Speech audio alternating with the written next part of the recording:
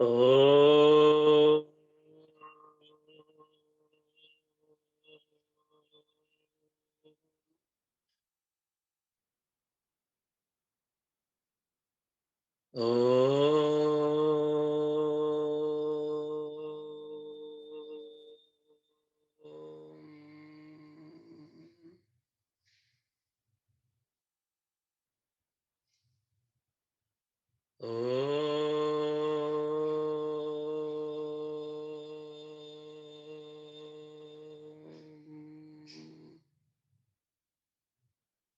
Om Sahana Bhavatu Sahanau Bhunaktu Sahaviryam Karvavahai Tejasvinavaditamastu ma Vidvishavahai.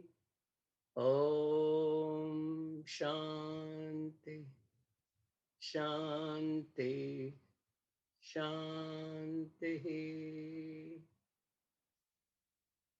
समस्त जन कल्याणे निरतं करुणामयं नमामि चिन्मयं देवं सद्गुरुं ब्रह्मविद्वरं हरि ओम. We'll do the last shloka of Rudrashtakam today, but we'll chant the whole Rudrashtakam.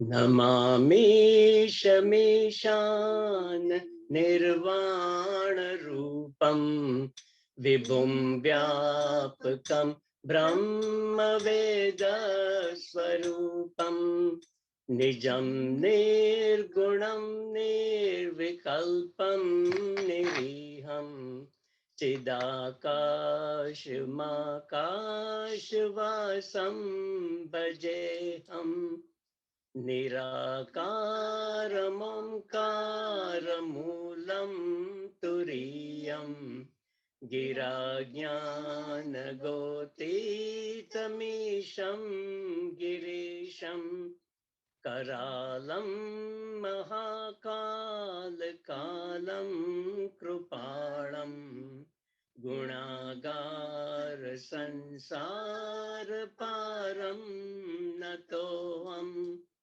तुषाराद्रिसंकाशगौरं गभीरं मनोभूतकोटिप्रभाश्रीशरीरं स्फुरन्मौलिकल्लौलिनीचारुगङ्गा लसद्बालबालेन्दुकण्ठे भुजङ्गा चलत्कुण्डलं भ्रूसुनेत्रं विशालं प्रसन्नाननं नीलकण्ठं दयालं मृगाधीशचर्माम्बरमुण्डमालं प्रियं शङ्करं सर्वनाथं भजामि प्रचण्डं प्रकृष्टं प्रगल्भं परेशम् अखण्डम् अजं भानुकोटिप्रकाशम् त्रयशूलनिर्मलनं शूलपाणिं भजेऽहं भवानी पतिं भावगम्यम् कलातीत कल्याण कल्पान्तकारी सदा सज्जनानन्द दाता पुरारी चिदानन्द सन्दोह मोहापहारी प्रसीद प्रसीद प्रभो मन्मथारी न यावत्तुमानाथ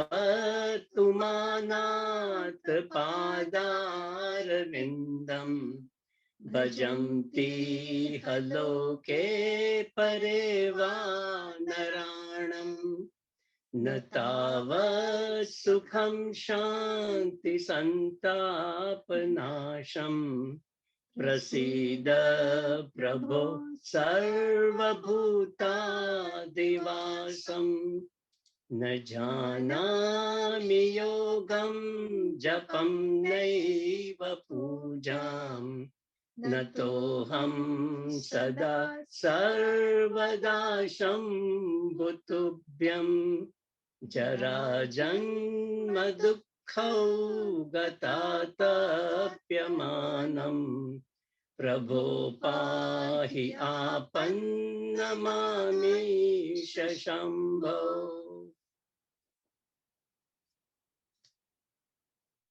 So let's look at the eighth and the last shloka. Na janami. I don't know how to perform yogam. Yogam here is yagna, but it can also be Ashtanga yoga. It can also be contemplation. Japam is japamala. Na eva puja. So, nor the puja. Nato ham sada sarvada shambhutubhyam. But I always, at all times, bow down to you, Lord Shiva. So I don't know how to perform, doesn't matter. I always pray to you. That is very simple for me to do. Jara Janma Dukkhoga. That old, Jara is old age, Janma is birth, Dukkhoga and sorrow. Tatapyamanam. Please protect me from. Prabho Pahi, protect me. Apannamamisha, from sorrows of the sins that I must have done in the past. So please protect me from that. Shambho, O Lord Shiva. So Yagna, Japa, and Puja, all three we all know. Yagna used to be always the fire ritual. So all our scriptures always describe fire ritual. Even Bhagavad Gita, in the 4th chapter, there is a long description of 12 different sadhanas that Lord Krishna is describing. But each one of them mentioned with the fire ritual, because that was the only thing which was popular as a karma yoga. Karma Yoga only meant the fire ritual or the yagnas. And the whole thing changed when Lord Krishna described in Bhagavad Gita that every single action of ours is Karma Yoga. So karma, not Karma Yoga, karma. So that's how there is some difference, but fire ritual was extremely popular. Japa. The best way to concentrate is by japa. When we do japa and we move the beads, every single bead, we have to mean what we say. Like if I say Om Namah Shivaya, every single time I say Om Namah Shivaya, in my mind, I have to bow down to Lord Shiva, that Bhagwan, I'm bowing to you. And then second bead, once again, Lord Shiva, Bhagwan, I am bowing to you. And the third bead and the fourth bead.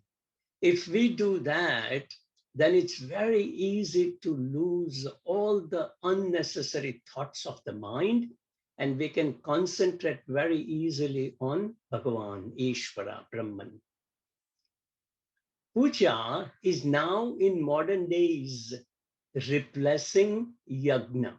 yajna is very elaborative and it takes whole day and people are always short of time.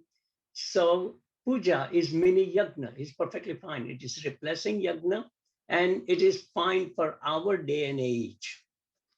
Now, while we are doing puja, how do we transition from form to formless puja? So while we are doing puja, we use hands, we use eyes, we use ears, we use mind. So we do puja, and then one after the other start dropping. So initially we drop the hands. That means we stop clapping, we continue to do the puja. We stop playing instruments. A lot of people play harmonium or tabla while they are doing the puja. So the hands use is gone. Then we omit eyes. So instead of keeping the eyes open, we keep the eyes closed. So the use of eyes is gone. So we don't see and we don't act with our hands. Then we omit ears. So the mantra, the whole long mantra is replaced by only Om. And initially we speak Om loudly, then whisper, then in the mind. So we dropped all three, hands, eyes, and ears. And lastly, omit the mind also. When we are chanting in the mind, then slowly, slowly we reduce the chanting by the mind too. Now the mind is used to not thinking because we don't let the mind think. All throughout the sequence, we kind of rested the mind. So when we stop thinking, the mind has a habit. If we don't activate the mind goes to sleep. So the mind doesn't work. So eventually the mind shuts down automatically. We cannot purposely shut the mind, but by action we can shut the mind. So now we are totally absorbed in the inner self. That's the stage we want to reach when we do the worship, when we go to the temple. So if we see the meaning of the whole shloka, eighth one, it is like this. I do not know how to perform yoga. I always at all times bow down to you, O Lord Shiva. Please protect me from the sorrow of the birth and the old age, as well as from the sins which lead to sorrows. Please protect me from afflictions, O Lord Shiva. Then the last statement is Rudrashtakam idam proktam viprena harshotaye ye pathanti nara bhaktyam tesham shambho prasidati. This Rudrashtakam of 8 verses in the praise of Rudra has been said by the wise, the teacher of Kakpusundi, to please Lord Shiva. Those people who recite this with devotion, with love, with then Lord Shambhu will always be pleased, always be happy with that person, with those people. Iti Shri Goswami Tulsidasa Krutam Shri Rudrashtakam Sampurnam. This ends the Rudrashtakam composed by Goswami Tulsidas ji. Hari Om. Thank you.